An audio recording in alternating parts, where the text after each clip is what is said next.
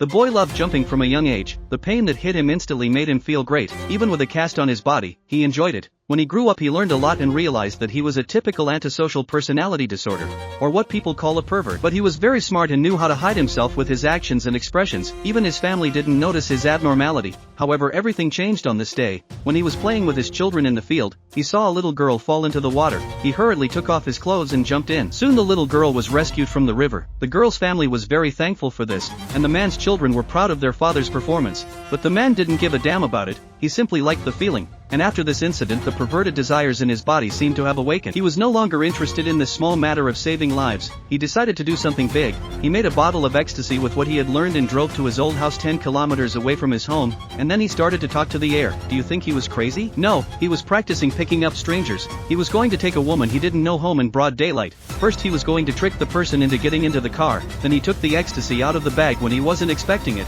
and he purposely circled around the back of the car and sprinkled the ecstasy on his handkerchief. Finally, when driving the car, he pretended to put his hand over to lock the window, but actually took the opportunity to strangle the other person to stun him. In order to know how long people wake up after being stunned, he put the handkerchief sprinkled with ecstasy over his own nose, and at the same time pressed the timer in his hand, so that he could get the exact time, so that he could make no mistake when acting. After he practiced for a few days, he decided to practice. He took his daughter as his target, put her in the car and followed the practice procedure, and sure enough, she didn't raise any suspicion, and the next day he went out on the street to look for his target.